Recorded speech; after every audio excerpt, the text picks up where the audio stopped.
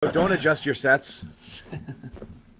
Don't adjust your sets. You might want to. This is not the Garden Report featuring Mike Kadlick. It is No, Patriots no. postgame show. Good news, bad news. Bad news is you've got me and Jimmy talking Patriots. The good news is it's the last time we're going to do it all year because the Patriots have been eliminated from the postseason because of their loss. They were win and in. Obviously, John. they didn't do that. Yeah.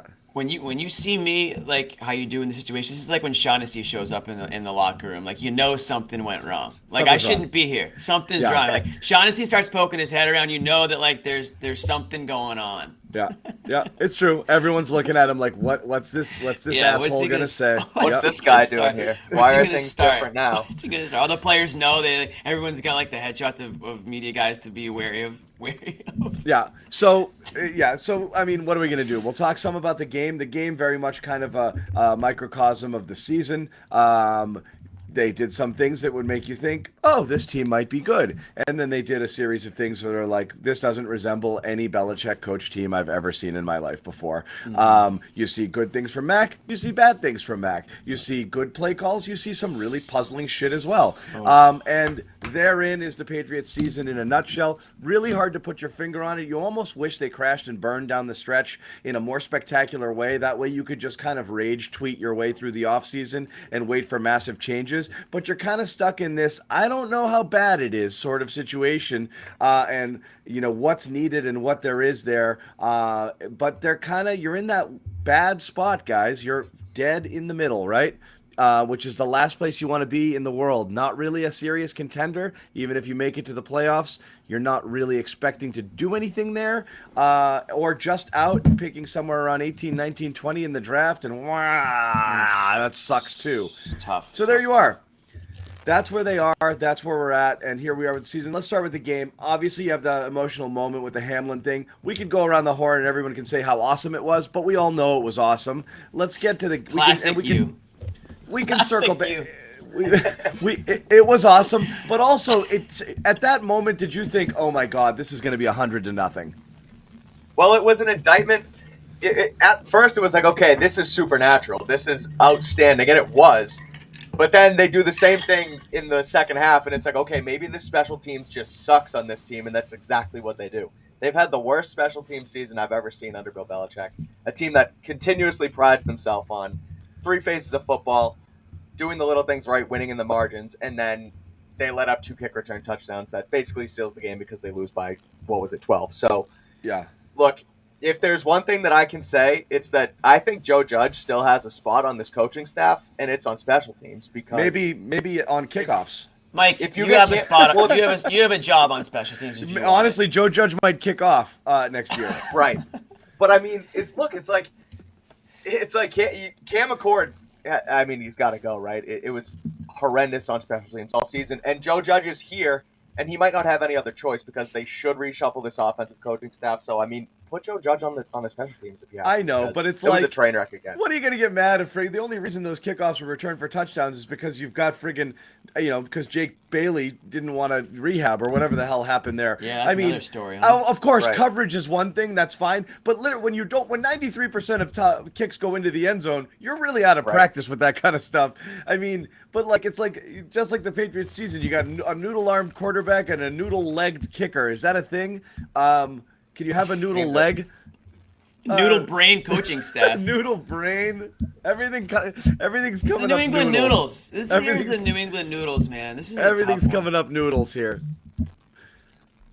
Well, I'll say this. Yeah, I hit mean, it. the special teams was obviously horrible today from the from the defensive side of things. It's been pretty bad all damn year. The special teams, I think, it's one of the worst coached special teams under Belichick history. You know, it's. Am I getting muted here? Accident. Yeah, go ahead. Oh, okay. I was like, damn, I see something wrong already. No, I just think it's been such a frustrating year for that special teams unit. We know about the punt return touchdown against the Jets, and that was nice. But overall, frustrating season. A lot of I think mistakes, a lot of yards given up. And Belichick used to hang his hat on special teams. That used to be the thing that he used to say: you got to be strong in all three phases of the game. And, of course, the major thing everyone's going to talk about, and rightfully so, is the offensive play calling this year. And that's the first thing they should address. But this game was lost because of the special teams today. I thought the Patriots outplayed the Bills in the first half. They should have Totally. they should have been leading that game. I think everyone would agree there. And it was anybody's game in the second half, but you freaking give up that second kick return. I mean, that's unacceptable. I don't care what the reasons behind it are. You got one job on special teams if you're that unit. You're all going for the same guy, damn it. Okay? Like, somebody get there. So that's one thing they're going to address. And then Cam McCord, he might not even take the team flight home. I'd be surprised if they let him on. Patricia's another story. I mean, I got to go back to this other play that I texted you about, John. 2nd and 20. You just gotta. You're getting close to scoring here and maybe putting a run for it. And Patricia calls a draw play. Okay, so you go from 2nd and 20, you're calling a draw play, you get a yard out of it. You got a 3rd and 19. And obviously everyone knows you got to go for the first. I don't think they needed to throw a home run pass there. It's 4-down territory at that point anyways. But for whatever reason, again, whether it was play calling or not, Patricia or Mac throws an interception in the end zone. But Patricia kind of put him in that situation. So when everyone bitches and moans about Mac's demeanor out there, he's probably scratching his head as to why the F are we doing a draw play on 2nd and 20. Maybe they thought they could catch the Bills thinking that they were definitely going to throw it, but come on. I mean, that's the type of play call that loses you games, and in this case, that knocked you out of the season. So these are the things that fans are going to remember, and it's not just tonight. It's been all season long. We've been questioning the same things with this team, and this is going to hurt to say, but if you're a real Patriots fan, you kind of needed them to lose this game. If you want to see real change happen, you gotta almost have to deal with the consequences before You kind of change needed happens. them to lose more games for it to be kind You of did, like. but you definitely didn't need them to make the playoffs. You wanted to burn this village in order to save it, I think, and a Right. more spectacular end to the year. But to their credit, they actually, a lot of times you thought they were down, they came back and surprised you. I would agree. Just as many times as they kind of gave stuff away. There's a few times where you thought both they turned the corner and then have them puke all over themselves, and other times where you're like, this ship's sinking right now, and that they kind of pulled it together. I didn't expect them to play as well as they played today, mistakes aside. Mike Kadlick is back. He was borrowing Josue Pavon's Wi-Fi, but he's good now. So he's here. So let's just break down this game, and this is really frustrating because, I mean, it really boils down to. There's two things I want to talk about for this game. One, the special teams breakdowns are what they are. Game boils down to basically three plays: the 2 kickoff returns, and then getting the Bills 2nd and 23, and then 3rd and 10, and allowing that 50-yard Diggs touchdown. I mean, those are 3 scores right there on 3 long ones where you're playing them basically 42-yard touchdown too. Yeah, you're punch for punch pretty much from the line of scrimmage in terms of how you're playing them, and you give up those massive plays. Number 2 is this. Where you're stuck with this team and where people have been kind of just killing themselves all year. We want Mac to throw the ball. We want him to press it downfield. We want to take some risks. Oh my God, Mac has to be more careful with the ball. He can't throw jump balls to Nelson Aguilar like that. And look at those interceptions. There's the back and forth. What do you guys want to? What do you want to see? Because I always like this version of Mac, because I don't think you can go anywhere with the other one. And I don't think the Patriots offense was good enough to kind of 17 play their way down the field for touchdown drives, as was evidenced by just how they played all year. So you do want to see them put some pressure on the defense, and they did today. But then also it resulted in, some questionable decisions and some interceptions, which ultimately ended up killing them. Mm-hmm. So, Mike, what do you think? I mean, the Nelson Aguilar play was just why. It's like, why are you throwing a jump ball? Why are you throwing a jump ball to Aguilar with Tre'Davious White on him too? It's like, why call the play? Why make the decision to throw it there? Could be a Mac Jones decision, right? But that could also be, for some reason, Patricia in his ear being like, look, let's throw it out here and see what we got for whatever reason. Sure. But it's almost like I want to dumb it down to something as simple as they have enough pieces on offense that it's got to be an offensive coaching staff change in the offseason because, like you said, Mac played okay today. I thought he played well for the circumstances he was put in. And as far as the jump ball to Aguilar, crazy play call, crazy decision. And, I mean, the throw to Hunter Henry that was ended up intercepted, they're at 3rd and 19, and you kind of have to take a shot anyway with the season on the line. So the interceptions today weren't Mac's fault. I thought he played okay. I still think he deserves another chance in this system with somebody else calling the shots on offense. I don't think it's let's run away from Mac Jones right now this instant, but things certainly need to change because, I mean, the entire season wasn't good enough. And you're right, that's really where it came down to on offense is just a couple bad plays that, really turned the entire game on its head. So it's tough for me to say like whether or not Mac deserves another chance, and I think he probably ultimately will get one.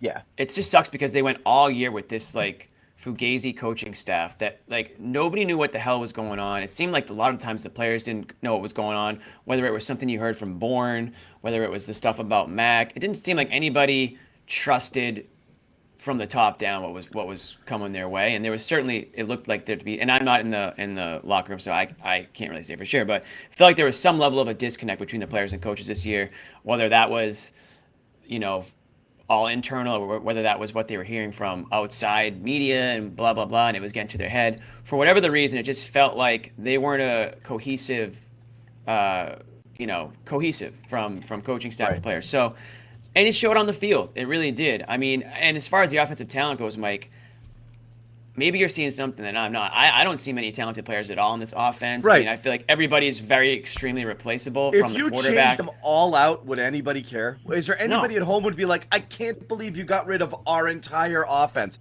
And I'm talking 5 new offensive linemen and entirely new skill position players. Would anybody blink? Could you do worse? It might actually happen. I mean, I push back on that because they're gonna get rid of Jacoby Myers and it's gonna be a mistake. Myers is what? Bourne, It would be a mistake if they don't sign another wide receiver and they have to throw a cornerback at the position. Jacoby Myers is supposed to be your number 3 option. The problem with this team number is he's 3, been there. no, a number 2, I'll give you number Says 2. who? Number 3. Jalen Waddle is a number 2. Like, Yeah, what you are we can- talking? The good Jacoby teams out here, the good offenses, Chiefs aside, because Mahomes is a freak of nature, their number 2s and their 3s are dynamic guys who can beat you in a lot of different ways, not possession receivers. It's totally different. Like, he's a nice... Miami's a different beast with a number 2. You can't call... Jalen Waddle's a number 1 across the league, though. He's a number 2. I understand, but That's most unfair. teams have way more weapons than where Jacoby Myers would be considered a number 2 on their team. He's a nice security blanket guy who will get you some possession stuff. They're not even close in terms of you could name dynamic 50 wide playmakers. receivers probably easily. I mean, if you gave me a list, I mean, Jacoby Myers is probably not in the top 50. Right? Is he? You're right. So there you go. Yeah, 50's a stretch. That's a lot of. He's good, guys. You He's see good. our He point, play the though. game and Mac Our point trusts is him. this- I do see your point, but I also would like to see a guy like Kendrick Bourne given an actual opportunity to play football this season, and you could see what he could bring because whenever they gave him the chance to make a play, he did. He Let was me like ask he you was in a this. doghouse with- So why didn't they? Well, here's the risk, though. Here's the risk of what you guys are talking about, what Jimmy mentioned. I'll put it back to you guys with this question. Everyone points to, this is almost kind of two-pronged question. Everyone points to coaching. They didn't give him a chance, blah, blah, blah, blah, blah, blah, blah. I think everyone agrees. They bring in new personnel. Maybe. That's not even a guarantee. But let's just say that they do. The 2 questions is, 1, why in the F did you think what you did last year was going to work in the first place? Throwing away a year like this of development is a fireable sin in most circles to make such egregious decisions that were so out of line with what most people thought would have been conventional thinking. But number 2, what happens if you replace all the coaching staff? Your savior, Bill O'Brien, walks through that door, and he's here. And then you have a really mediocre offense with the same mediocre people, and you're like, uh-oh, it was both. Because, I don't want to say it's one thing. You should always be looking to get better at everything, even if you are already good. I'm not looking at this group of players and saying, yeah, run it back, just new coaches, we should be good. I don't think that that's something that you can do. No, they certainly need to make changes, especially like you Didn't said. they at the just run it beginning. back? Across the offense. What's that? They just kind of did run it back on They, offense. yeah, they got they're Devontae Parker, who they who thought actually was like. unbig. I actually like Devontae Parker. He made some plays today. He had come off a concussion, so he hadn't played the last few weeks. Today was his best game probably as a Patriot. But again, you need to make changes on the offensive line. You maybe go and get another wide receiver. The tight end situation has ended up being a disaster because you sign these guys, Henry and Jonnu Smith, right? And two of the top tight ends in the league at the time of signing, and they've just been a train wreck here. And whether that's because they were poorly sought after as far as they're not actually that good at the position, or they're just not being coached up right, that kind of remains to be seen because it hasn't really been there at all for them. But that's another position where you might have to go back, whether it's through the draft or whether it's free agency, but that's a position you've basically thrown away now too. So, no, it's not only coaching. They definitely need to make changes with personnel, but I don't think they're that far away personnel-wise. On the defense, the reason that they're even in playoff contention is because of their defense. Oh, Their 100%. their offense from Mac on down they're dragging their offense behind them. It's just like a ball and chain situation right now. Right. So they have huge undertaking this offseason, and I don't know where they're going to start. If they want to bring Bill O'Brien back, that's probably most likely because at this point in Belichick's career, feels like he doesn't really even trust anybody other than the people that has been like in his circle for the last 20 years. Right. So I don't expect this new hotshot offensive lineman with all these new ideas to come in and turn the offense upside down. So I don't think anybody would be surprised. The rumors are already out there that it's going to happen. You can probably move Patricia to another title that isn't going to feel like he was relieved of his duties. Yeah. Exactly, right? And on we can go with the semantics of it all. But the bottom line is, and Belichick always says it, the players are the ones who go out there and play the game. So yeah, it's going to come down to what type of a talent, what kind of talent can they put on the field, and Belichick's responsible for that too because he's had complete control over this roster for years. So what's the goal? And here's the problem. And again, this is where being stuck in the middle is worse than being a terrible team. And this is why fans are so quick, particularly fans of the Patriots who are so used to success. We're spoiled, and spoiled isn't a bad thing, but there really is no point to spend any time in the middle. Again, if you make some tweaks, bring in some personnel, return some others, fix the coaching, what's the ceiling? First round exit? Second round, what's the true ceiling with this team and Mac as a quarterback? The reality is, the longer you try to kind of put Band-Aids on what is clearly a flawed roster with a quarterback that's probably not that dude, you're going to get further from your goal rather than closer to it. At some point or another, you do have to detonate or get really lucky or have a bunch of things go your way. A phenomenal draft, a couple of massive free agent signings and ones that are kind of at value. A surprising out of nowhere evolution of a player or two on your current roster that takes a massive leap. A lot of things have to happen for them to even whisper kind of AFC elite status and being able to reasonably go in and compete with the big dogs in this conference at all. So what are you trying to do? What are you hoping for here? What are you hoping for next? That's the kind of thing is you're kind of stuck here. You could have made the playoffs and you could have felt good about making the playoffs, and then you could say there's still some stuff here. There's things to work with. It's possible, but a lot has to happen. You're entering, everyone's going to be like, I don't know if Mac's the guy. They need more weapons, blah, blah, blah, blah, blah.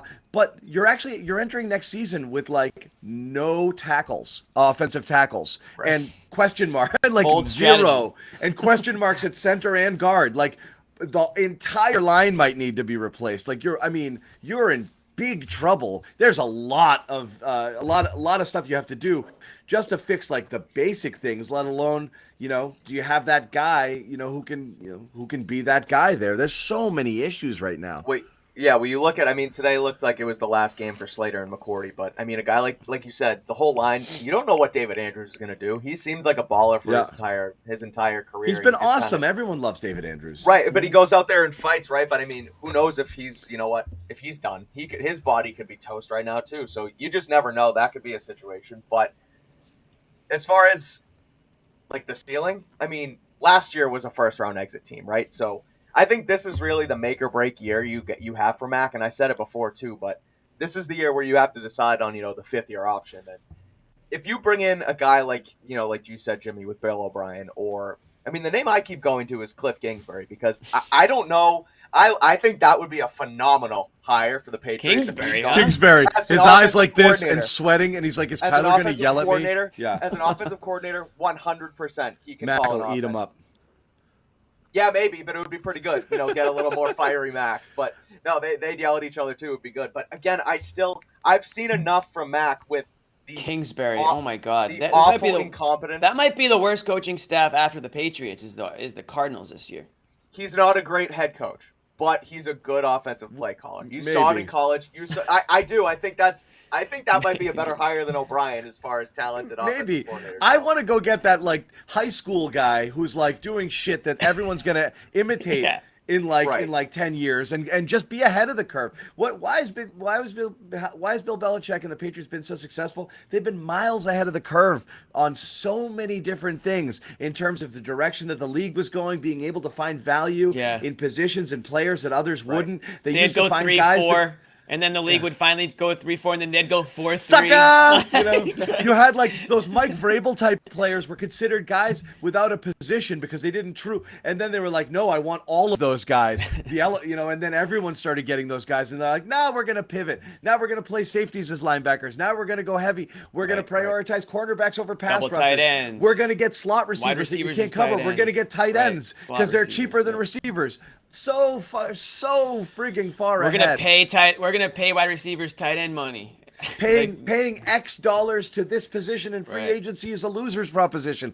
They're miles ahead of everybody. It's time to be miles ahead again. Whatever it yeah. is, figure it out Creativity's and gone. do it. Everything that they're doing right now is regressive. Like bringing back these old names, running old concepts, basic stuff. These retread coaches who aren't, coaching out of position. A really, really strange year in Foxborough throughout. Patchwork year. Honestly, I'm saying a merciful ending at this point. Sure, they could They're have gone better back off to missing the playoffs. They're maybe better they off. could have gone back to Buffalo and see what happens. If they were competitive today, beat the Bills in Buffalo, yeah, you'd feel okay about them returning there again.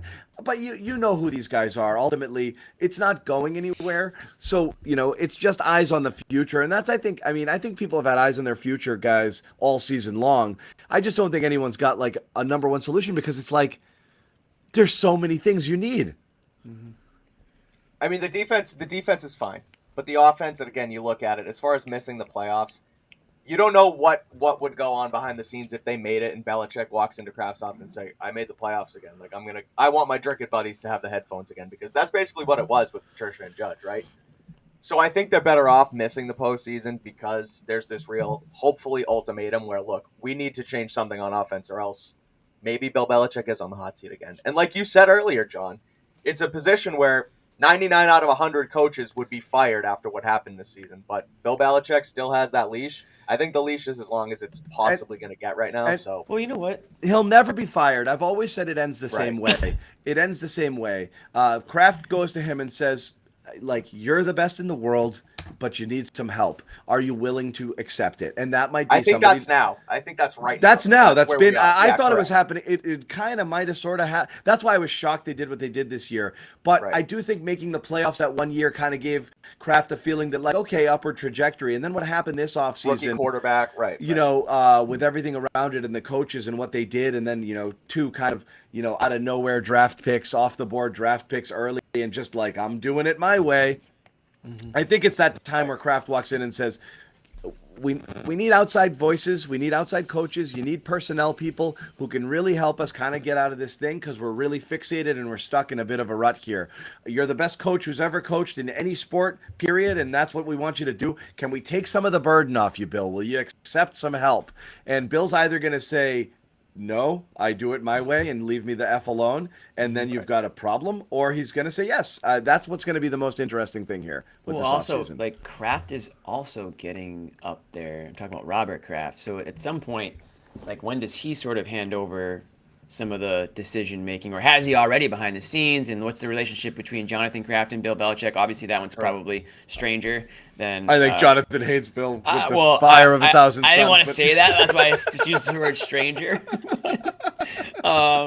That's going to be something to look at too. I mean, which one's going to sort of step down from the role we know them in first? And I think we're all, there's a finite ending to this, right? And certainly, don't get me started on the Brady ending, but that was kind of the beginning of the end, I think, for this run, this magical run here. And Right. this is the quote unquote rebuild. Now, the difference is they didn't want to really do a full blow it up rebuild. I mean, they actually thought Mac was going to help them compete, contend, and then they drafted. They got. Sorry, did I say Mac? I meant Cam. When they signed Cam, then they draft Mac. I think a lot of people were split on that decision. I don't even know if Belichick wanted to make that pick. There was a lot of talk that maybe he didn't, but he did because he was there and because they needed a quarterback, and right. Other people were saying, other people, I don't know if people higher up were saying to do it. And so that relationship could be a little iffy as well. But they're definitely at a crossroads right now. And you're right. This feels like the next year, it almost feels like Mac played just well enough where he might deserve a crack at it. Now, does that mean the Patriots might not go sign some guy on a 1-year prove-it deal and see if they can fight it out in camp? Maybe. I mean, a lot of people in the comments are saying Jimmy G, Jimmy G. I don't think Jimmy G comes here without a guarantee that he's starting, obviously. But he might be relatively expensive too at that point. Right, there are players. But still have other suitors. Yeah, there are. I mean, dude, there were so many. I mean, I think I heard this year was a record for starting quarterbacks, the most starting quarterbacks in one season of all time. So there's opportunities out there for these guys. Max certainly hasn't played well enough where it's like, this is my job and like nobody would dare come here and take it from me. But you also have to look at the quote unquote weapons that he's had to throw in with, the play calling. Are they putting him in a position to succeed with the way the offense is sort of being run? So it's hard to like, where do you place the blame? I think we're all wondering like, where does the blame pie lie? And John, we like to play blame pie when it comes to the Celtics. I don't even know where I would dish out the blame with this Patriots team. It's all over the place. Right. Yeah. Is it Mac? Is it the lack of weapons? Is it the coaching staff? Is it Bill? Is it, is it? It all starts and ends with Bill. It's just 100%. Yeah.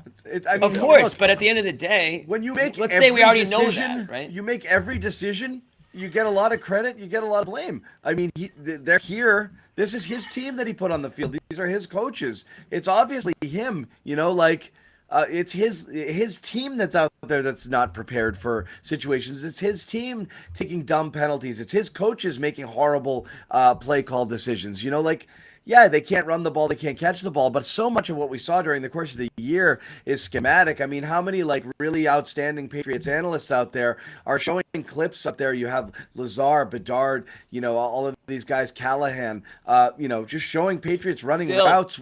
Well, yeah, Phil, where the receivers are running into each other, where the receivers aren't making breaks when Mac is done with his drop, where he has to wait for them to turn their heads to get rid of the ball, where the timing is completely off, where you're flooding certain areas of the field with receivers. I mean, some really rudimentary stuff that they're messing up here. It really felt just kind of like, I don't know. I've never done this before, but sure, I'll give it a shot. And then they just kind of kept letting him do it. So I'm curious, people in the chat, are you mad? Are you sad? Are you hopeful? I'm not really sure. I'm not sure what's the feeling, guys, right now with this team heading into the offseason. Offseasons are supposed to be about, okay, great, chance to reset if we just blank, blank, and blank. But I with this team, I don't know. It feels kind of like, I don't want to say hopeless, but a little bit of despair just with the current state of things. I mean, you talk about that route spacing again as we wait for the chat to fire up, but the route spacing, not only were they not able to run plays in those situations a few weeks ago, they literally got two guys hurt. Henry and Smith run into each other, and Henry's out for the game, and then Jonnu and Kendrick Bourne run into each other, and Jonnu gets a concussion, he's out for the game. So you're not just running poor offense, you're literally getting your guys hurt on the field because you can't call an offense correctly. It was a disaster this season. And I think you talk about blame pie. It starts and ends with Belichick, and to his credit, I guess, he fully took the blame on it this year. Every time he was asked about it, he said it starts with me. But yeah, it's that, and it's consistent in that for sure. Yeah, right. But not that good for him. Give him his sure. kudos, whatever. It's still a problem. But yeah, it starts with coaching. I've said it all year. I've said it since week 3 when Mac was throwing 3 interceptions against the Ravens, and it's like, okay, yeah, Mac's not built to throw the ball around the yard like Josh Allen, but they were trying to do that anyway to start the season. And then they completely flip it on its head when Zappy's in. And then Mac comes back and they change it again. It's like there's no consistency. Nobody really knows what they're doing. And they're just basically giving Matt Patricia a headset and saying, here, go play Madden. It's ridiculous. That's interesting. First Zappy reference of the show. And I hate that it was me We're because I doing- can't stand every time I see Zappy on We're my doing the timeline. wind Makes me horse wanna- over the Zappy comment.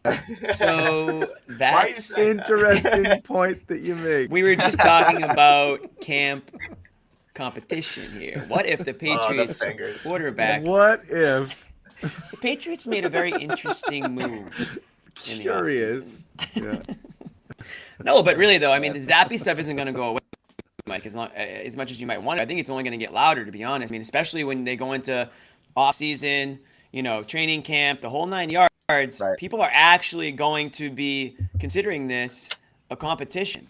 I think that's fair, and I think they have every right to. If the Patriots don't go after a free agent this year, they don't draft anybody, which I don't think we expect them to. Right. It's going to be Mac and Zappy, take two in terms. I think he's a of good the backup competition. quarterback. I think he's a good backup A quarterback. lot of people He's think good guy. Mac's a good backup quarterback too. Yeah. Right. I just no. I won't give up on Mac yet after this year because I I'm don't. not I asking you to truly give don't. up on him, but don't you I think? truly don't- So you think No. that they used to think that Mac should just be given the keys to Week 1 next season, no competition, nothing. It doesn't matter how he looks or how good Zappy looks. Well, so you're here's where it comes down to. You get- I don't think it's a Zappy question. It's more a question of, are you going to actively seek to find someone else? That's the question. Do you make your Jimmy G play? Do you sniff around at Derek Carr, which I think is silly because even Derek those Carr guys. is just Mac, but expensive. I think they're all silly because they're mediocre quarterbacks that are expensive. But Right. but if you know, think that you're there though, and you're a quarterback away, Carr gives you a better chance to win. maybe. I don't necessarily agree with that, and he Maybe. just takes away from your cap. But so he's much. probably going to That's cost you just gonna- $28 million. No, that's fair. You know what I Exactly. mean? Cap, It's like the cap question is that makes so it, you've got problems there. So one, you have to decide if you're in or out, and this is the problem. This is kind of the year 3 load up, where you got to figure out if your guy is the guy, and you've got that money, and you've got the quarterback on the rookie deal, and you're like, all right, here's the year I'm going to spend money, and they're in that position. They do have some money coming off the books. They've got some shit that on their cap, like John, who's got 26 million in dead cap. They can't get rid of that, but you can clear Aguilar, you can clear Henry, you can clear some stuff, and kind of have some money to play with here, which should allow you to kind of go hard and invest in things that you can kind of keep as building as centerpieces going forward while you still have your quarterback and your rookie deal. You see that happen a lot in year 3, but you got to commit to that quarterback before deciding that you're going to spend all of this capital and then realize I don't like this guy anymore, and now you're stuck with no quarterback at all and all this expensive stuff, and you can't do anything with it because there's nobody to throw them the ball. So the commitment to Mac is the issue. It's easier to stick it out. yeah, what comes first? But I would agree, some level of competition is possible. I just see it coming in the form of a 3rd-round draft pick as opposed to going out or a veteran in camp, Baker Mayfield. whatever, or a Baker or I a don't know. retread. No, but you're right. I mean, there's story. The story with Belichick. He was ready to kind of Mike Ditka the draft and give a whole bunch of shit to move up to get Baker that year. Right. So. You always wonder, like these guys, these flameouts that Belichick, liked, didn't get a shot at, saw them flame out somewhere. Is he going to think he can fix them? I think Baker Mayfield's an extremely intriguing option, only because we know Bill liked him, not because I think he's Training camp would good. be a blast. But it'd that. be fun. But yes, could you bring Mayfield, Darnold, That's or a one of those social guys test. in there potentially? Yeah, maybe. But I don't see a world in which they flat out here's the other scenario. Do you have someone like Josh McDaniels that says, I can fix Mac Jones? That's my sneaky destination. If the Pats are giving up on Mac, my sneaky destination is he's the next Raiders quarterback. I've thought of that too. Yeah. Just saying, is there a team out there that thinks I loved this guy and I will absolutely take a shot and willing to do it, and the Patriots go reset? Absolutely possible, but they got to make that decision early. Once you get through all of the process, you have to basically know right now whether you want Mac to be the guy or not, or they got to make that decision kind of early in the offseason because it's going to shape their entire offseason if they're going to go in another direction. Mac's trade value was also so much higher a year ago after coming off. It the was, playoffs but and I being mean, a look rookie at what quarterback. Darnold got after Yeah, 3 that's failed fair. years. He got you a 2nd, a 4th, and a 6th. Right.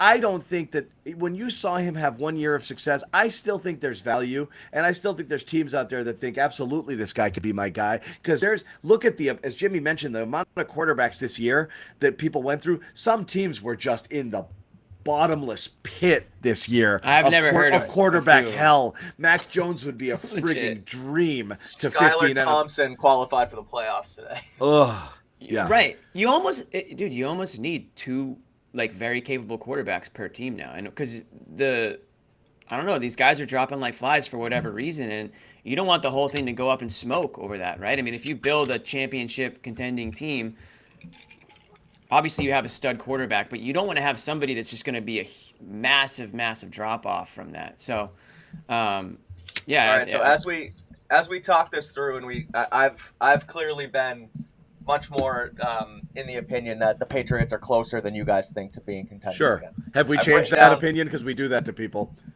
No, I'm sticking to it. And I usually wrote bully down people a out of it. sticky note 4-step plan for the Patriots to be an AFC contender Okay. again. Okay. Here we go. You Step bring one. in an offensive coordinator that's not Matt Patricia. Why don't we share Call it screen? Bill O'Brien. Well, on he's the not sticky note. he's not an offensive coordinator, so that's a start. Any Right. offensive coordinator will do. Jimmy First holds round stuff pick. up to the camera, by the way. That's how we do it on the Garden Report. I do that. He literally does. He's like, look at my sticky Perfect. note. Oh, that's Yep. exactly Hold what on. I Here we would go. do. Let's see it. I'm going to give you full screen. Yeah, we can kind of see it. Okay. No, a little that's bit fine. closer. Offensive coordinator. So bad. Offensive coordinator. Use a First round- Sharpie. First round, yeah, I know it's a big pen. First round tackle, okay, is number 2. You get a guy who can shore up the line. You hope that David Andrews comes back, but first round tackle. Okay. You bring in an offensive weapon with your cap space that's going to fill up or open up. A guy like Jerry Is this Jeudy. step 3? Yes, this is now step 3. Okay, you bring in a what? Offensive weapon? Like a wideout? Yeah, offensive So- weapon, wide receiver, a legit number 1. That's not a Devontae Parker, who's a retread number 1, a true number 1. And then you change up the special teams coordinator to Joe Judge, and you get that entire section of the team cleared up. That's a 4-step plan that makes you better. Step 4, really good scotch. Yeah. And that makes sense. That works. You bring in an offensive coordinator that gets Mac back on track. You bring a tackle that can protect him again. It's mostly offensive because the defense is fine where it is right now, and you might need a boundary cornerback as well because. So that's what's crazy is, as bad a misfire as Bill was on both drafting offensive skill position players, and of course, the running backs have been fine, but every running back is fine. So let's not oversell. Running backs are the most replaceable. Ramondre, and I love position. Ramondre Stevenson. I think he is really good, but you're finding those types of guys every year all over the draft. Okay, so let's put those in a bucket. Obviously, your receivers, the 2 tight ends you drafted who basically didn't play a snap for you, the 2 tight ends you paid a ton of money to bring in here and revamp your offense completely. Nelson Aguilar, who did absolutely nothing. You never figured out. Not only they didn't do anything. You never figured out what you got them for, which was the most perplexing thing. Usually when Bill goes and gets a guy, he's like, this guy fits here, and they're going to do exactly this, which they weren't doing there, and I'm going to unlock their potential. And he didn't. They never used any of these guys the way you would expect that they would be used. Thornton, Strange, blah, blah, blah, and this and that.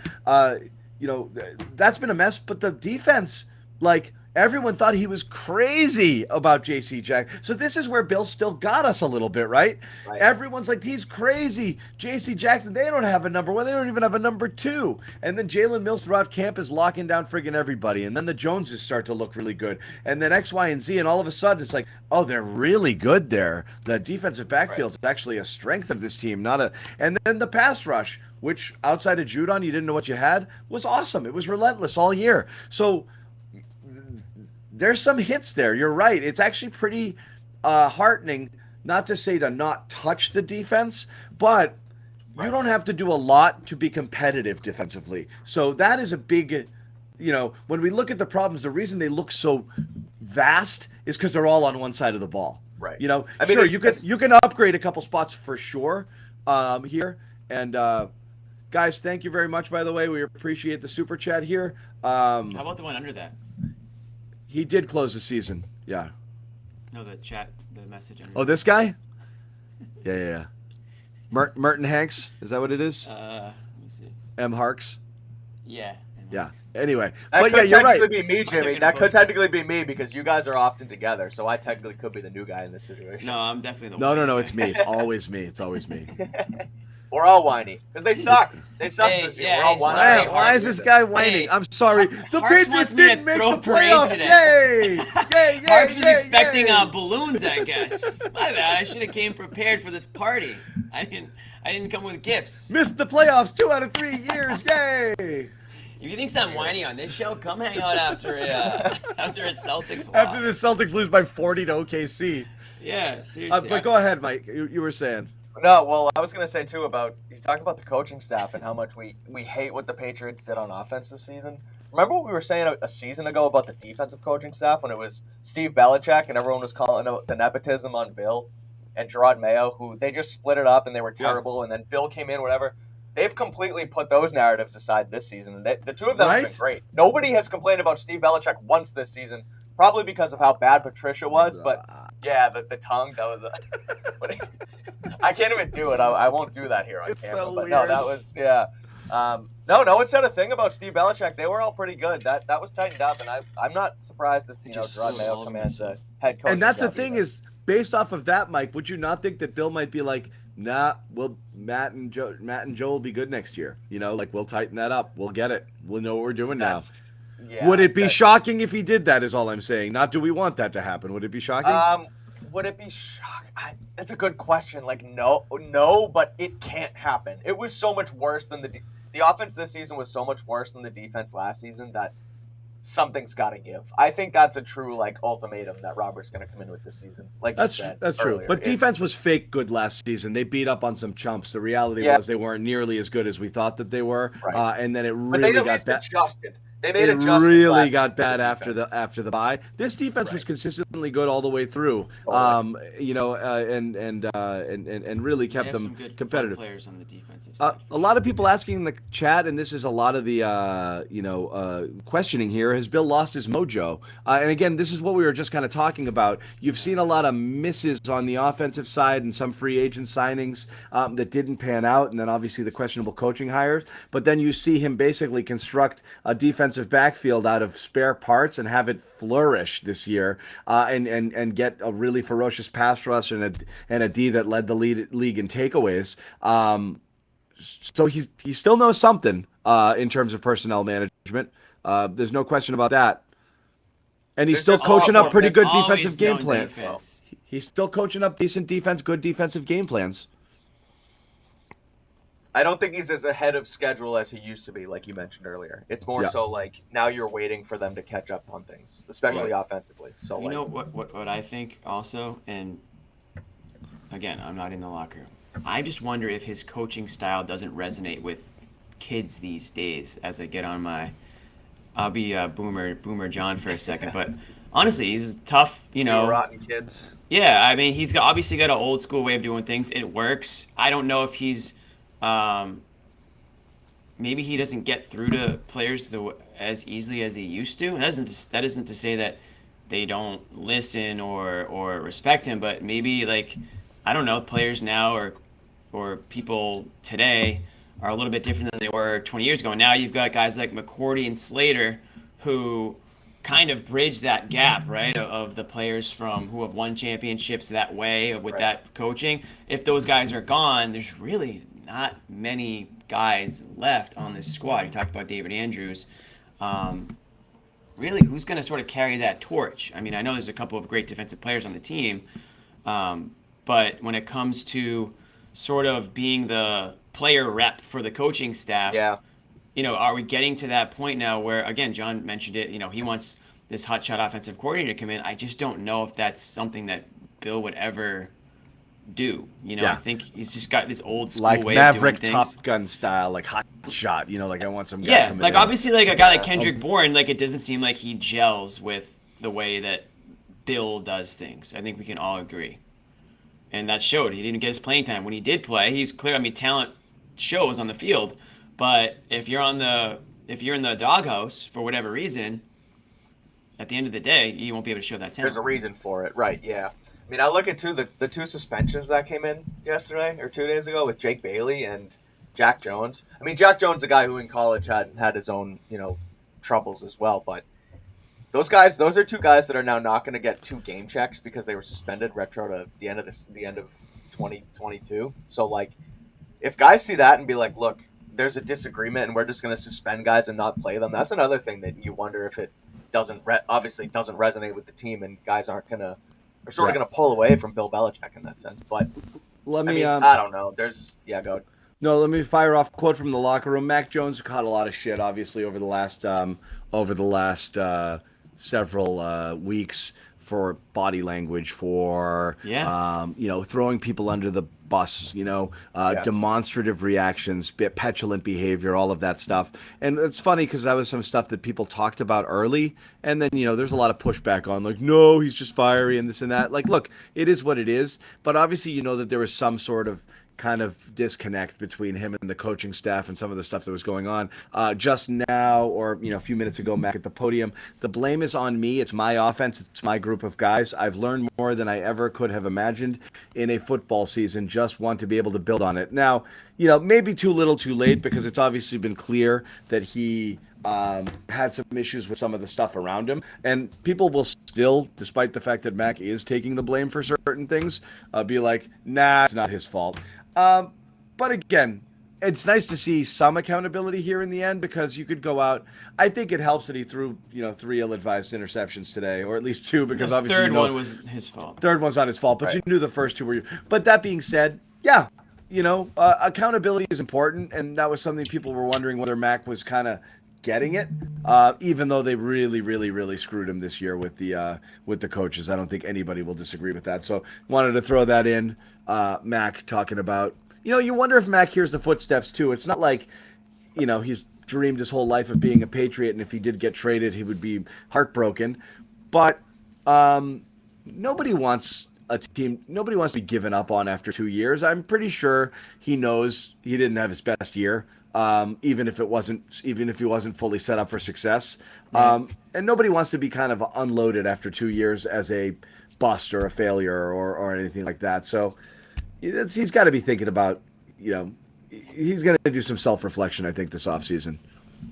Yeah, I think he understands that as far as the Patriot way goes, and if that's even still a thing anymore, he always, at least at the podium or at his locker, is going to say, it's on me, even when it's clearly not his fault. Like the play where Jacoby Myers threw it back to him, Max said he had to make the tackle, and it's like, okay, that play was not Mac Jones's fault, but he's always going to shoulder it. That's just because that's kind of what he's told to do. Yeah, that was a pretty pathetic attempt, but it was sad. But he wasn't making the tackle. He legit got stepped. It still wasn't his fault. I mean, if Chandler Jones got stepped on, barging ahead of me, I might do the same thing. Yeah. Exactly. So, but again, the demonstrative yelling and screaming on the sideline, like, Tom Brady got away with that stuff, because that's because Tom Brady's Tom Brady. Like, you don't just come in and kind of get away with that stuff. You got to take your lumps for a while. But I mean, it really was. It was so bad this season.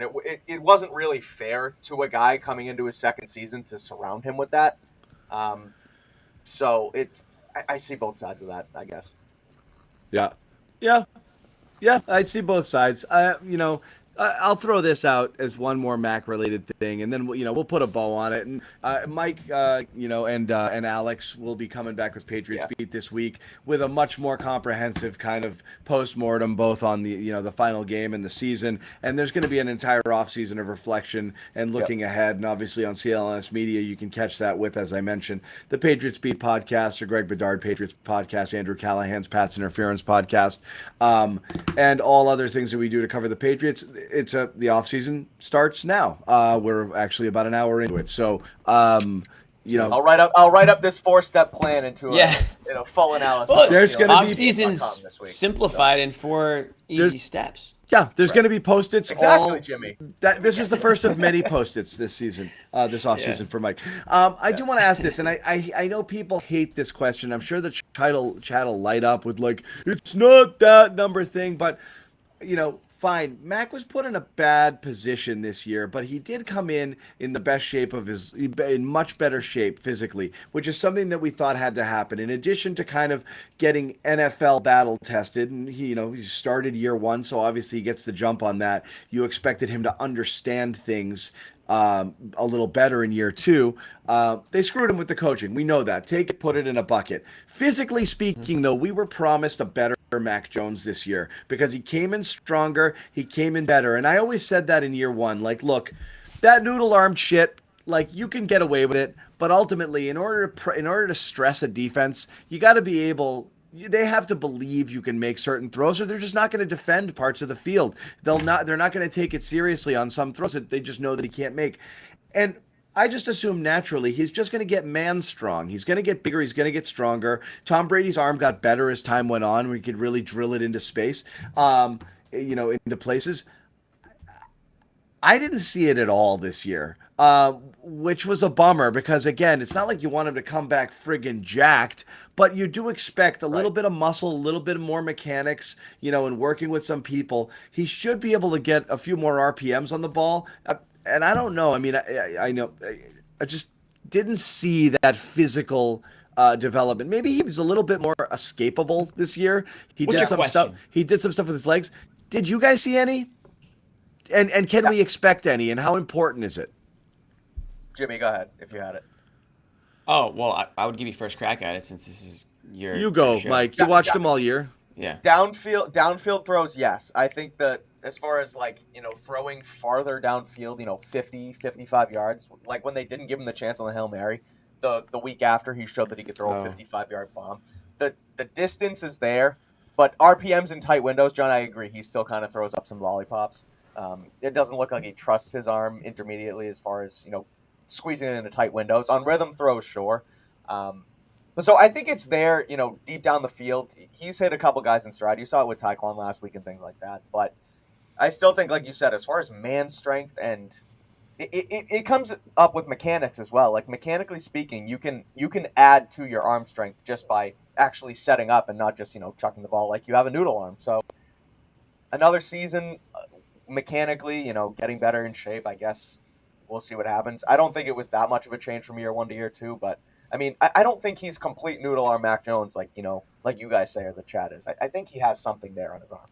And I don't need him to show up with like a Josh Allen rocket. Right, that's cannon not who he arm. is. It's not going to be who he is. Tom Brady was never that quarterback No, either. he's but just got to confidently be able to make more that's throws. it, and that's really what it is. He needs to be more of a system quarterback. He needs to be able to make the short intermediate throws. Accuracy is my biggest thing with him. I mean, for me, it was the open guys that he. Yeah, missed that this was year. where he sucked this year. He missed a that's ton what it was. of open throws. And that's not arm strength. That's like you just said, like just That's mechanics. comfortability, in the pocket, out of the pocket, timing. It's just putting the time in. Really, I mean, it is off-season stuff, but I think hopefully with another year under his belt, I mean, some guys they're not gonna be as quick to adapting to the NFL game as others are. So I think I kind of agree with Mike where, there are a lot of reasons why I would agree with everybody who's done with Mac Jones. I was fed up with him at many points this year, mostly because I felt like his demeanor was really something that I just didn't appreciate. And certainly the product at times on the field was, below average as well. But if you're already at the point where you can't even fathom the idea of him starting another game in the NFL, then I think you're jumping the gun a little bit. Right. You can't move on from him. You can't because the price is right. That's the thing. Is like any upgrade you get, as Mike said earlier, is a more expensive version of what you currently have. It doesn't make sense.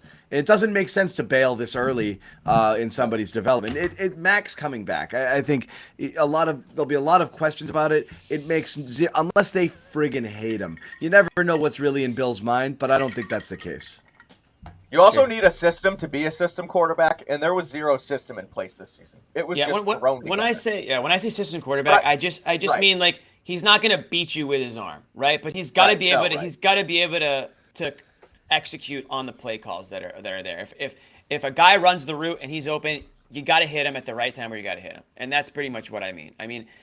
And that's what Brady did his entire career. I mean, obviously Brady, no one's going to be Brady. No one ever can be or will be. But point being, he wasn't beating you with this rocket cannon laser arm, right? So he did it with his brain. He knew how to beat the game, and it was just by being smarter, being a step ahead, which is what we talked about earlier in the show.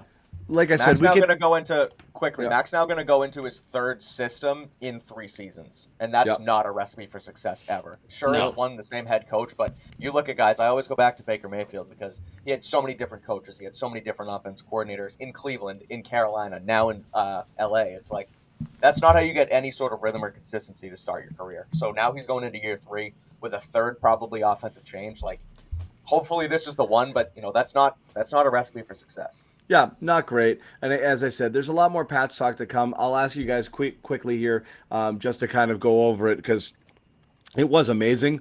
That kickoff return touchdown. Just your thoughts when you were watching that to start the game. Obviously, there's a vested interest in the Patriots doing well, and this is what we do, and we're all from this area. And naturally, you don't want to see that happen to the Patriots, but that was pretty awesome. Yeah, it was poetic. I saw your tweet about the after the Jose Fernandez incident in Miami, and then D. Gordon hits a home run. It felt like that. It felt supernatural. That's the first thing I thought of because I remember Yeah. that moment being crazy and like. That's a good point.